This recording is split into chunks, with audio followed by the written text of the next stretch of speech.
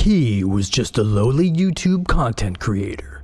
For weeks, he saved up for his dream home studio, and finally the day came.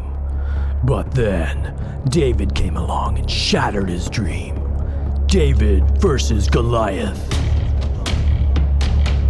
Except this time, David's the evil one. Coming this fall to Interflix, The Fall of Softube. Starring The customer is always right. the world's worst customer support agent. Company of the year. And introducing the customer. This is not a real movie. All people and companies listed are fictional. Hey, what's up everybody? Jason here with an update on the Console 1 drama. So I hope that intro video gave you a bit of a chuckle. Don't take it too seriously. I just wanted to point out how unbelievably stupid this whole thing is. If the support guy would have just given me the frickin' license in the first place, this wouldn't have been a problem. So an update on that. They sent me an email this morning and basically said, not our problem, deal with the store, which is horrible customer service, but whatever, it is what it is. So I already knew the store rep was working on it, and he emailed me about an hour ago or so and said, here's the code, go ahead and install it. So he went to Softube directly and ended up getting the activation code for it, plunked it into their website, boom, Console 1 plugin shows up and downloads. So I'm going to show two parts to this video. The first part is really, which was the whole complaint in the first place, without that Console 1 plugin, which has the SSL 4000 built into it, they kind of make it sound like it's two different things.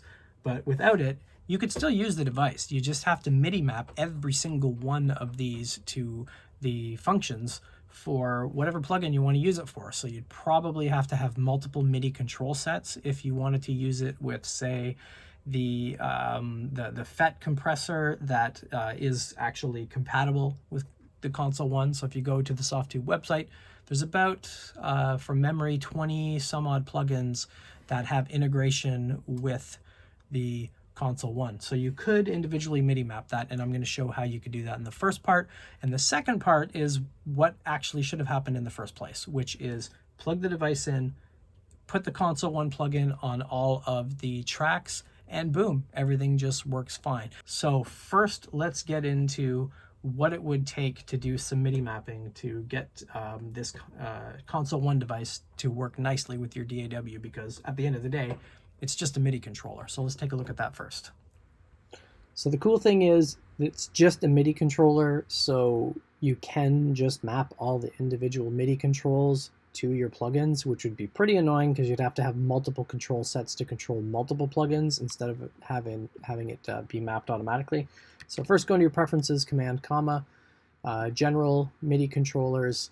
Now those options, if they're not showing up in Logic, first you need to go to advanced, show advanced tools, click MIDI, click control surfaces. That's going to give you more options when you have this stuff connected. So you'll see inputs now has Console 1 and control surfaces. It won't have the actual device in here because Logic doesn't know what this is. It just thinks it's a general MIDI controller. So what you have to do is go into Setup, go into Install, and it's not in this list. So you won't see a Softube Console 1 in this list at all. So what you can use is a generic Mackie design Logic control. And I'm not going to use MCU Pro, I'm going to use Mackie control. And I can add this, scan it. It's already added. So now I do have a generic control, and now I have to set the inputs and the outputs. So what's going to happen is Logic will route to the Console 1 and back again. So if I'm adjusting the knobs here, it's going to be sending the MIDI signal back and forth. So I need to set my input and my output ports to Console 1. And I'm not going to get any other options that are specific to the device, but now I have a MIDI device that can be used and controlled. So you can see the little exclamation point here. My iPad's not connected, so I use my iPad for remote recording. And if you see the little exclamation mark, then your device just isn't connected. So now I can go into controller assignments, and now this is the fun part. This is where you get to go and manually select all of these things. So I'm going to go ahead and click on the Mackie device here. I'm going to click Learn Mode. So right here in the control, it has not received a message from a MIDI device at all. Whatever button or knob I touch on the console 1 will map it to the open install parameter. So I don't want that to happen. So I'm going to open up this plugin and I'm going to click on, let's just say, low pass filter. So you can see the parameter has changed to the high cut or the low pass filter. So some of the parameters here, this will do this based on a channel strip class. So you can actually map any MIDI device to any key command that your DAW supports. And then you can choose what this will be. So this is basically whatever track I have selected in Logic will be affected by this. You can choose fader banks, software instruments, audio, buses, auxiliaries. You can map any of this type of stuff. So if I wanted to create a control set and just use this to control my sends, I can do that too. So I'm going to leave it the way it's set up right now. Any input message is just waiting for me to do the high cut filter. So learn mode. Boom, there you go. So now the learn mode is set, and whatever track I have selected, I can adjust that high cut now. So the irritating part is I'm gonna have to go in here and do this for every single control. So now I can go back over here and I can click on, whoops, I made that go away. Let's put that over here. So let's add this in, let's click on learn mode. So input gain, boom, it's now controlling my input gain. So yes, if you don't have the plugin, you can map all of these things. So when they say that you don't get deep integration with certain types of DAWs, you can do that manually by going through and mapping all of these controls.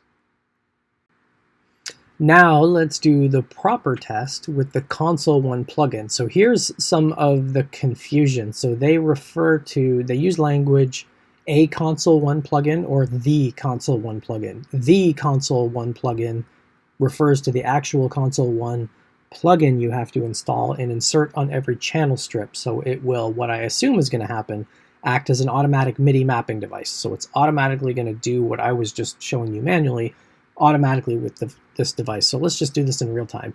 So it's going to download this plugin.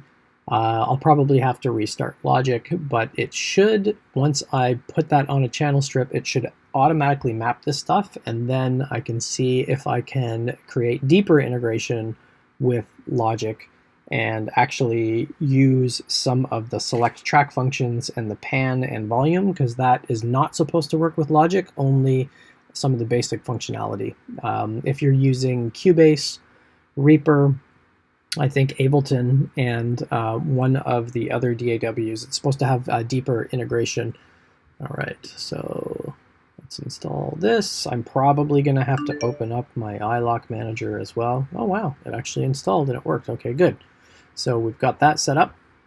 Console 1 workflow. Bum, bum, bum. Ba-bum, ba-da-bum, ba-da-bum. So I'm going to reopen Logic, and this should scan my new plugin. There, so it's scanning the new audio units. All right, so I'll set that display mode to off. Let me go into Plugin Manager. Softube. So there's supposed to be a Console 1 in this list, which is what you actually add to the to your tracks. All right, back after a fresh restart. If I go into Logic, Preferences, Plugin Manager, there. So now I have Console 1 here. So the way that this works is, and this was really the only complaint, all I needed was the free plugin that comes with the hardware that allows you to use it without having to do any MIDI mapping. I didn't really care about the SSL 4000, but it's built in with that Console 1 plugin. So they make it sound like it's two different things, but it's just built into that Console 1 plugin. So naming the plugin the same thing as the hardware device might cause a bit of confusion as well. So once I add those to all the tracks, it's now set up. So the screen is mimicking exactly what is on the hardware here, obviously, except for the track buttons and some of the ones at the top. So now if I turn this on, it already has the track names and numbers mapped to the bottom, so I can flip back and forth between them. So this would have been a pain to try to MIDI map this, each individual one. But I suppose you could. So I'm going to be doing a deeper test of this, and I'm going to try creating a more deeper integration between the Console 1 and Logic, because it doesn't support it out of the box according to their website. Like I said, if you're using Reaper and Sonar 9.5 or higher, and Cubase, I think either 9.5 or 10 and higher, it supports a deeper integration with pan, volume, and stuff like that as well. So I can solo the tracks. That works. I can mute the tracks. The volume controls the doesn't control the volume fader on it, and pan doesn't control the actual pan of the track either. So pan and fader control are things that are built in deeper to some of the other DAWs. So mode, you can switch the mode, which just changes the type of display so you can get it out of the way when you don't need it. Now if I turn these things on, they light up, and they can now be controlled. So I'm looking forward to doing a deeper test of this, but the drama is solved, and no harm, no foul. I knew this would get sorted out. The video at the beginning was just being goofy because it shouldn't have been this hard. I mean, for the amount of money that the Softube stuff costs, for the support guy to suggest, you know, I already own Volume 4 and spent $400 on plugins. The cheapest plugin I would have had to buy was $189. So I would have had to spend another $189 US just to get this free thing to make this hardware work. So that was really the complaint, which I think is a legit one. But I'm looking forward to doing a deeper test of this. The drama is done, which is awesome. So remember to like and subscribe, and you'll get notified when that video comes out. And I have some other goodies and some Spark amp comparisons with other practice amps that are in the pipe and coming soon. So thanks again for watching. And David, don't worry about it. It was just a joke, so relax.